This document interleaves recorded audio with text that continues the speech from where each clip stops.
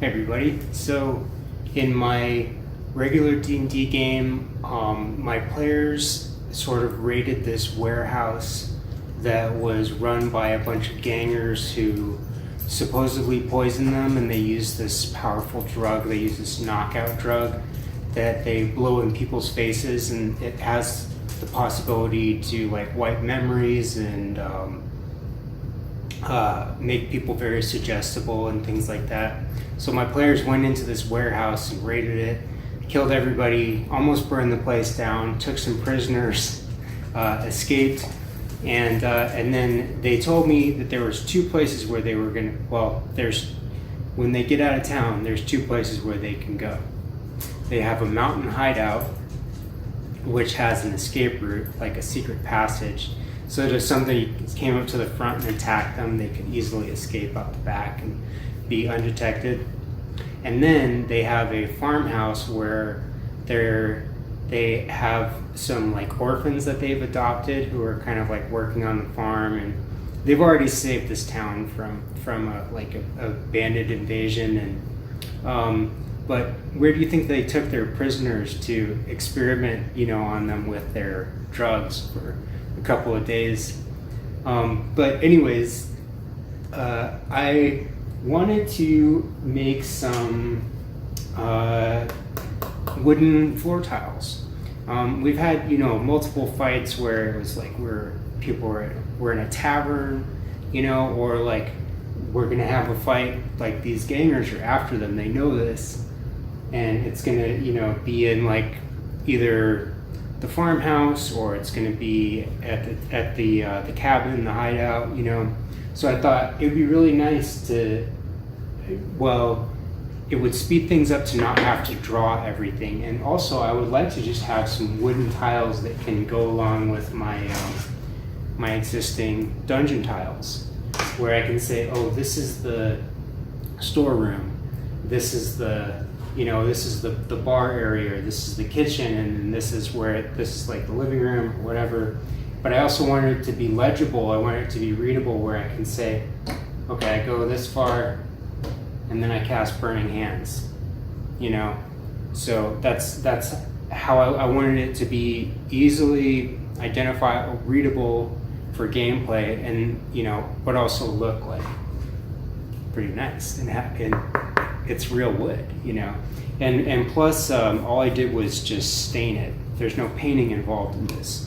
So the cutting of the wood pieces is difficult, and it's time consuming, but I think the end result kind of speaks for itself. Like, they look really, really good.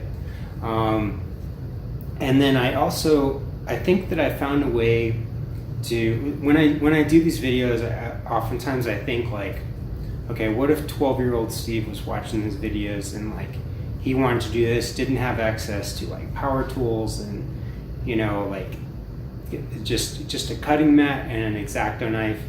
But I think I found a way to do this that is kid friendly too, or tween friendly, I guess. I'm not sure that I want like little kids handling X-Acto knives and cutting their fingers off. Kids, be safe. But I'll show you how I made these, and I have a few different methods, and it's been a little bit of an uphill battle, but I really like how they look. I think they look pretty awesome. So I'll show you that. So to start with, I had some MDF cutoffs that I used to paint things on, and they are pumped full of primer and paint, so they won't warp too much when I start gluing things to them. So I went ahead and ripped those on my little hobby saw to get them down to size. Although I don't think that this step is too important. You can see that some of these cutoffs are actually not quite the right size. So I ended up just gluing stuff on top of them so that I would have the right kind of grid shapes. But I don't think it's too important to have the pieces that are under these guys be exact grid sizes. It's more important to cut down the coffee sticks down to the right sizes. So more on that later. And if you don't have MDF cutoffs lying around, You could totally do this with cereal boxes. Just cut some shapes out of cereal boxes and do it like that.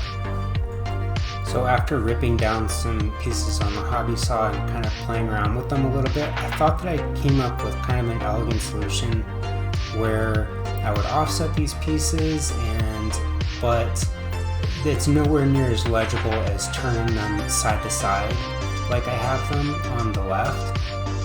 But I did both, so you get to see all of my failures and successes with that.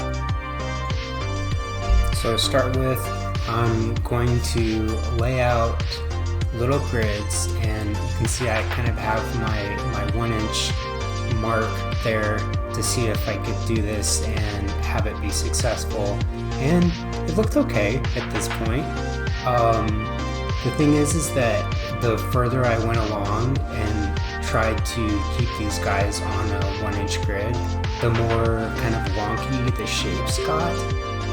So yeah, but to improve my odds to get these guys to square up the right way, I did sand off the edges, and I really recommend this. This step just takes a few seconds, and it helps a huge amount to get these guys to square up with each other. And you can see over there on the side, I've got one of my Dungeons and Dragons crypt corner tiles. That's from Curse of Strahd, and if you buy the board games, the Dungeons and Dragons board games, they come with Dungeons and Dragons official minis. They're actual D&D monsters, and it comes with like 60 of them, and they're like $60. You can probably find them a lot cheaper on Amazon or something. And I ended up using those later. I used them for my kid-friendly version of this project. So I'm going to use some Eileen's Turbo Tacky Glue. This is just a really strong craft glue, and it's a little bit drier. It has a really fast drying time. So this is basically the same thing as a wood glue. It's a PVA glue, I think, polyvinyl acetate. So it's going to work really well with wood, and but it also has a pretty quick drying time. So I started from the end when I was doing this.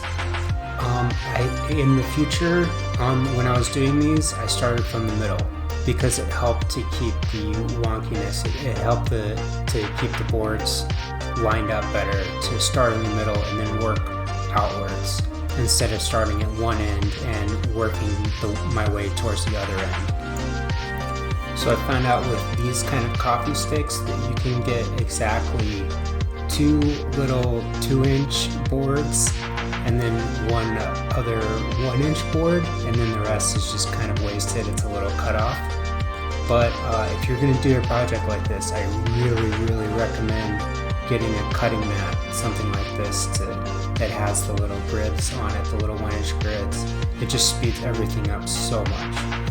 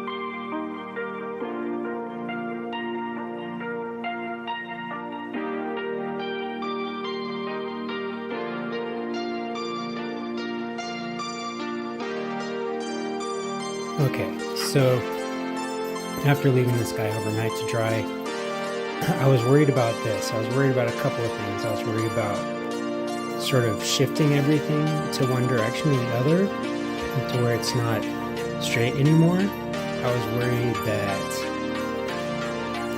that these were not going to read as good as I thought. So if I lay this down on my gaming mat, it's pretty easy to sort of delineate, like, okay, that's a sort of sort of easy to read.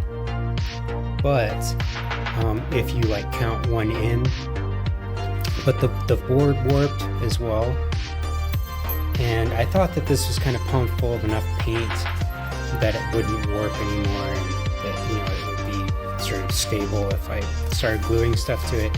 And then they started peeling up and stuff, and so not a complete failure. In fact, I like this as like just a display piece, even, you know, for like, oh, you know, I don't know, if I was going to photograph my minis or something, like, I think it'd be cool to have like just a little modular set of tiles like this, but they don't read that well. They're not as functional as I want them to be. So, and then I made some little doorway pieces, and I tried to put them together in a few different ways to sort of just see. And the thing is that if you even if you have them marked off in squares like this, it still doesn't read that great, because these two just sort of blend together, and you have to, you know, count more than, it's not as quick and efficient as just having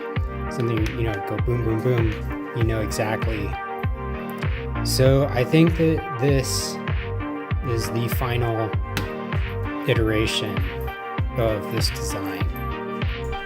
So the easiest solution that I found to glue these guys together in strips is to take a piece of like cereal box, some cardboard or something like that, some thin little chipboard, and then glue them down in strips, and then I'll cut them into 1-inch squares with my little hobby saw later. And I'm gluing these together into 2-inch strips, which I thought would be faster. It is not. It's just, I think it's just better to stay with little 1-inch strips and then cut those individually. And I learned my lesson with the warping, and I found something that was nice and heavy and flat, one of the heaviest things that I know of, old textbooks. Another thing that I would recommend picking up for this project that comes in super handy is having one of these just clear school rulers, and they just come in handy because you can see what you're doing when you're sort of drawing over these pieces. Like it makes it easy to measure when you can actually see the edges of the piece through the ruler.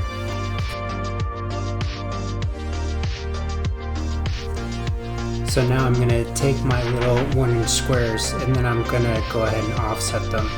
And once again, the way that I did this, I don't think that I did this the right way. I would start at the middle and then work my way outwards, and then just draw the little grid on there.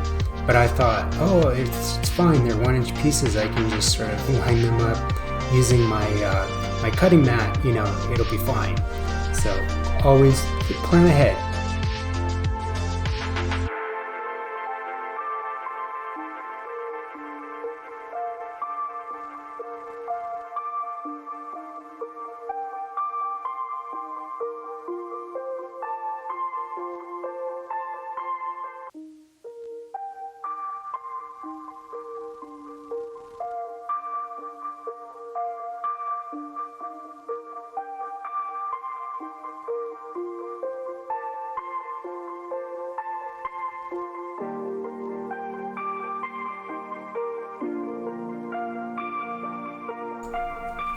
And time for the big payoff, time for the stain.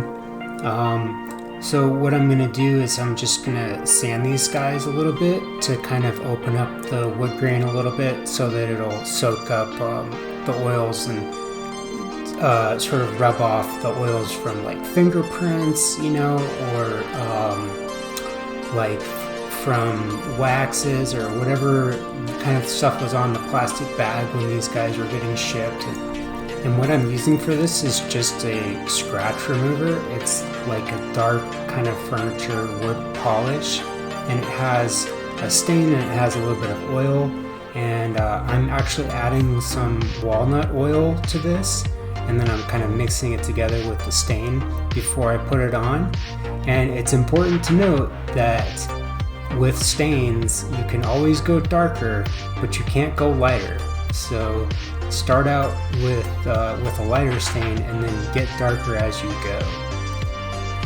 And using oil and a stain is going to be so much better than using paint, because for one, we've done all that work to get these wood planks cut into the right little shapes, and you want all of that texture and that grain to pop out, and that's what really makes it sell, is having the wood grain pop out from the stain.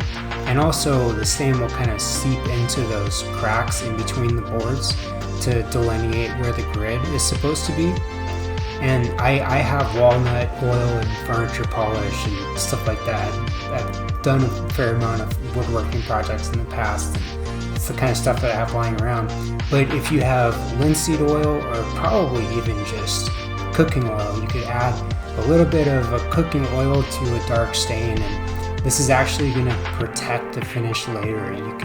You don't really have to seal these guys with like a varnish, although you could definitely use like a lacquer or a varnish to seal these guys after you put the stain on.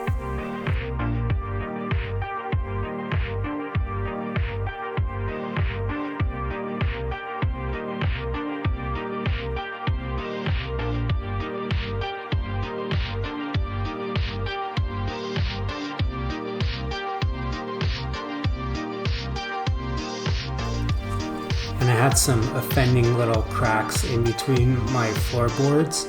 Well, actually, they look good. I like how they have some character. They have little cracks in between them and stuff like that. But I wanted to fill them in with something that would look like dirt.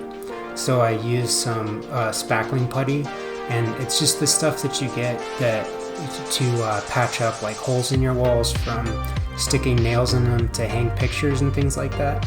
And it totally accepts the stain just like the wood would, so it will stain up just fine. And I'm gonna go back over these guys, and if I don't like how it comes out, I'm just gonna sand it down, and then I'm gonna restain them after I sand it a little bit.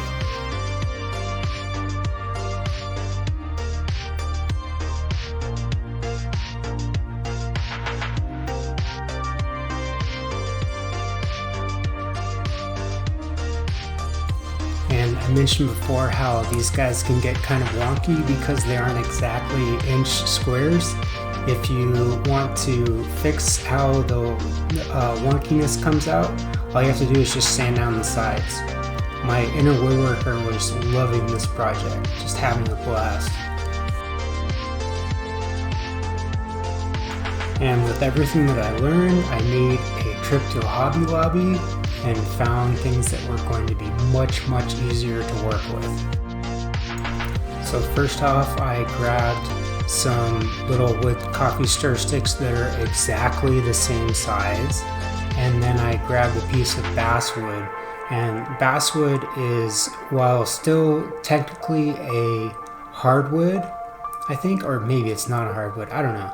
The birch, the stuff that the coffee stir sticks are made out of, is definitely a hardwood. It's a lot harder than a basswood. And basswood is, I think that it's soft enough where you could probably even like scratch into it with a pen if you wanted to create the floorboard effects.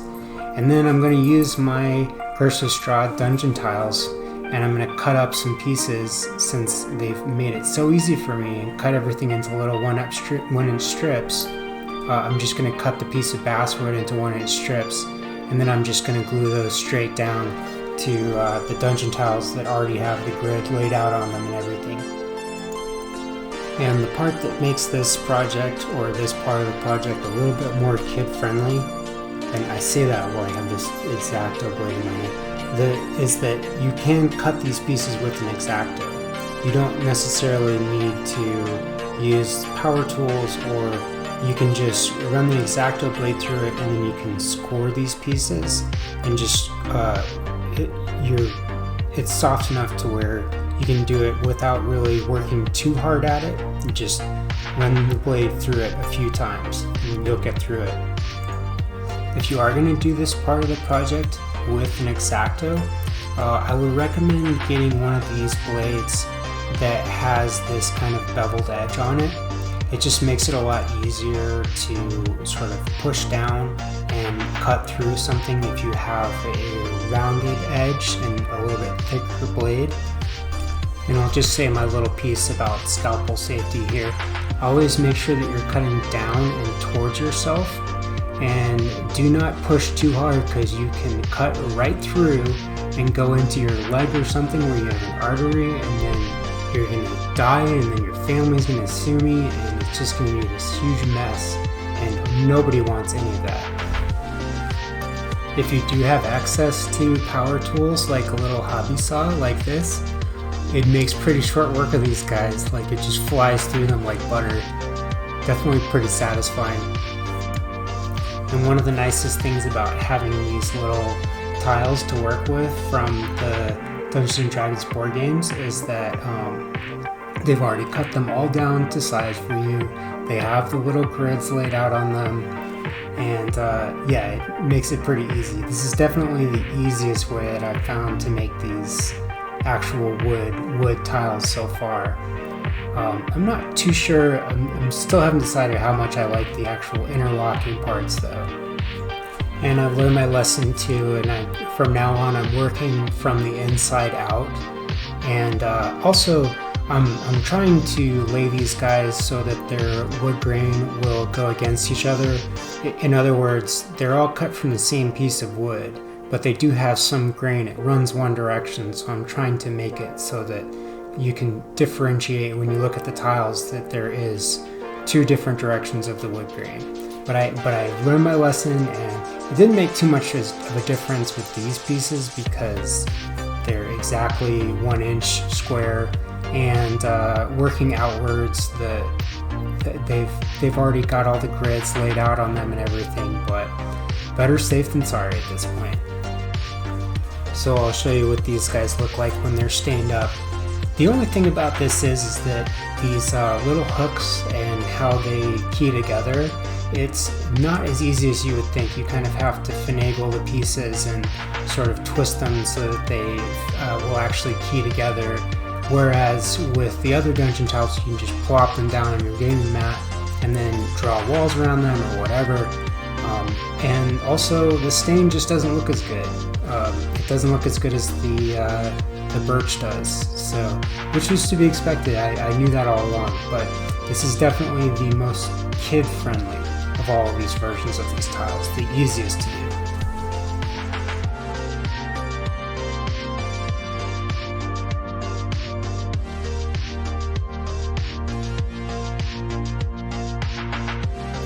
So anyways, yeah, that's where we're at. I think these are the most legible, and they look the nicest. Jury is still out on these guys. The benefit of the basswood is that you can cut it with an X-Acto knife. You could do this with balsa wood, and the balsa wood is not going to look anywhere near as nice. It's like balsa wood, basswood, and then birch. The birch is definitely the little coffee stir sticks, they're gonna stain up the nicest. You're gonna get the most bang for your buck as far as like wood, grain, texture, and then they're gonna stain up the nicest looking. These guys, I really like these. I think they look fantastic, and if you were making like a dollhouse or something, like if I was gonna make like a dollhouse for a kid, I think I would do some variation of this, but these are definitely the most legible.